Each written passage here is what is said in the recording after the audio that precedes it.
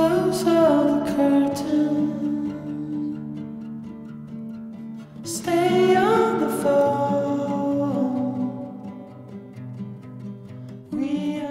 Hey guys, I'm in the Russian dacha, or a Russian countryside. I came to visit my aunt who lives in my grandparents' country house. It's a very old house that my grandfather built. It's from Soviet times and I spent my childhood here. I mean, I used to come here every summer. I would spend here a couple of weeks. I played with my friends and we would run around the streets and we had so much fun here and so many adventures. But now this countryside has changed a lot. The streets are empty and the people who lived here, they don't live here anymore because they're too old, I guess, and they just don't have the energy to come so far because it's kind of far from Izhevsk. The streets that used to be so lively are empty right now and there are many abandoned houses. And I thought maybe I could show you these places and you can see what a typical Russian countryside looks like. I mean, it's very Soviet, and of course Russian dachas can be very different. People who are my age or a little older, of course they build different types of houses. I just thought that it's a very authentic place and there are many places like that in Russia, so you could see not the modern Russia but the real Russia with a Soviet touch. I haven't been here for many years and for me it's kind of interesting to come back here because a lot of things have changed and I just feel that it's a part of my childhood, but now it looks of course very different and a little melancholic. Yeah, and the weather today is not so sunny. Let's experience this summertime sadness and nostalgia, Soviet nostalgia together. Yeah, I will show you as much as I can. Let's go. This is the Russian chimney. Yeah, when it gets cold, like in the fall, they just burn some wood in there and it gets really warm. And I think you can cook something here, but they don't use it anymore. This is what used to be very popular in Soviet times. People used to put carpets on walls. I don't know why exactly. Maybe it's like pretty or something, but also it makes your house warmer. Yeah, that's the village design.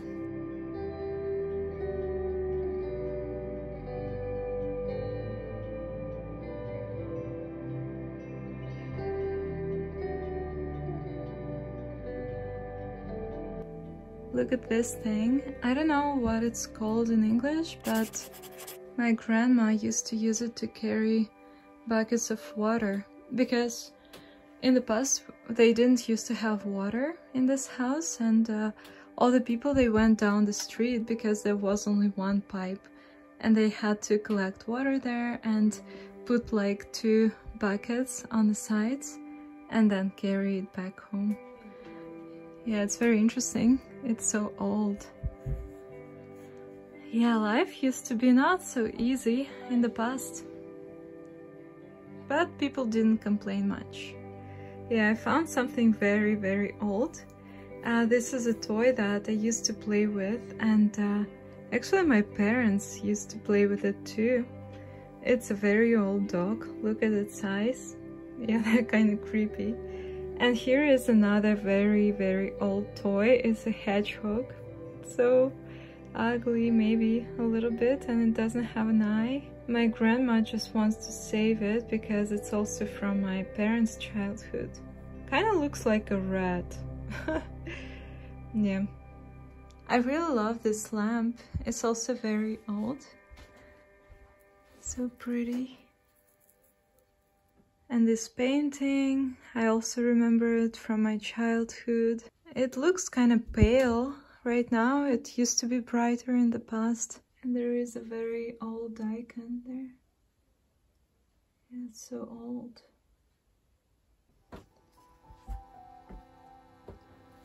So now I need to climb the stairs to the attic. So now I'm in the attic. It looks very different from what I remember. And in the attics, yeah, it was very interesting because I loved coming here with my friend. No one ever lived here on this floor. Yeah, my grandparents just stored some old stuff here and we loved, you know, looking through this stuff, and every time we could find something new and interesting, and we had so many games here. But now it's kind of empty, and I think they've got rid of almost everything that was here. Yeah, but it's just interesting for me to be here. This is the view from the window. You can see a forest in the background. And yeah, the glass is old, so you can see that the image is distorted a little bit. But I like that. Look at this. This is a very old radio from the Soviet times. And probably it's not working anymore, but yeah, I remember it used to be on the first floor. There are different names of cities like Warsaw, Vilnius, Moscow, Tallinn, Sofia, Helsinki. I guess you can turn on any station that is played in these cities. What's the brand? Rigonda. Yeah, I don't know. I don't think it's a Soviet brand. I was given these fancy slippers. Do you like them? Yeah, that's the Russian dacha style. And yeah, I have a lot of bruises on my knees. That's all from dancing.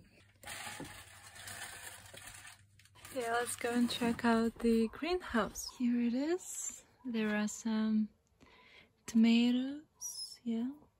They kind of look like pears. They have a strange shape, but they're pretty big. And here there are some cucumbers. Yay, so tiny. And with flowers. There are peppers. Here is one red tomato. These tomatoes are so big. You know, my parents grow tomatoes, and my aunt, and I think in spring they started growing them in their flats, like on their window sills, and now they have become so big. Yeah, that's amazing. I don't know if I'll ever have a garden like this. Yeah, it's a lot of work to take care of it. So I will show you the garden and what people grow on dacha. There are some strawberries, and there is cabbage, and this is parsley, I think, and lettuce. And there you can see beetroots and zucchini and potatoes. So this is something not very typical, but my aunt grows grapes. Yeah, I don't think that you can actually eat them. She told me that it's only for decoration, but I know that people can grow grapes. They can grow anything here in Russia. Even I know that some people grow watermelons and melons somehow in greenhouses. So if you are a true gardener, you can do anything. And you can't imagine a true Russian garden without potatoes. Of course, there will be a lot of potatoes. Yeah, I personally don't understand this, but yeah, a lot of people grow them, and they always complain how difficult it is because, you know, there are these bugs that want to eat them, and yeah, it requires a lot of physical work and effort, but still they grow them. But I don't know, you can buy them in a supermarket nowadays. So yeah, that's just the Russian mentality, to suffer and spend a lot of time on this thing. For me, it's easier to go to, you know, a market or a supermarket and just buy the potatoes. I actually don't really eat potatoes that much.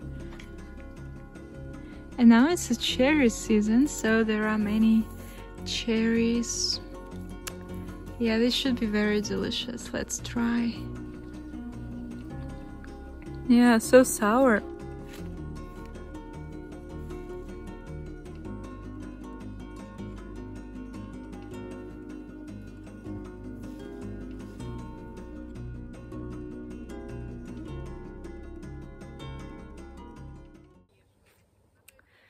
Yeah, the streets look so empty and quiet. I'm just even afraid to film a video here because I feel like everyone is sleeping or something. It's a strange feeling, but yeah, it's nice.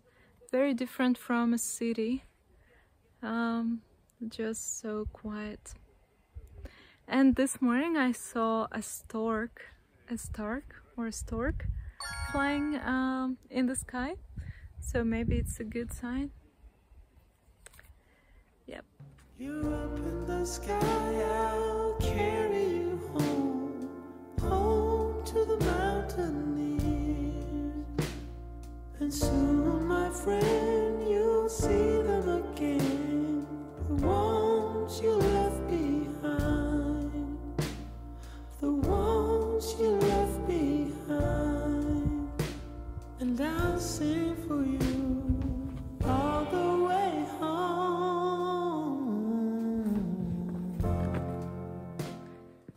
So we are on the way to the pond. So we need to cross this forest and then we'll see the pond where I used to swim when I was a kid. Yeah, let's see how it looks like now. I have no idea.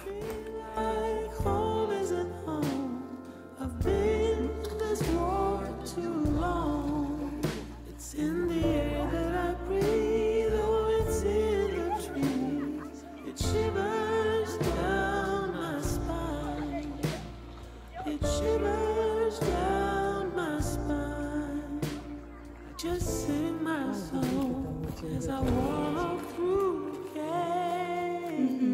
To be honest, you know, when I'm older, it's difficult to find any entertainment here, and I really don't know what to do. And especially because I came here alone, like with my aunt, but she has stuff to do here. She invited me to just rest here, but to be honest, I feel kind of empty. But maybe it's good to detox from, you know, the internet and stuff, because yeah, here there is no reception. You can't even call anyone, you can't use the internet. So I just brought my journal and I'm just writing in my journal, and I brought a book. So that's basically all I can do. And in the evening I will go back home. But it's just nice to, you know, to hear the quiet. Well, you don't actually hear the quiet, but just I feel so relaxed. There is no noise of cars or anything like that. I don't even know what I feel. It's a little sad.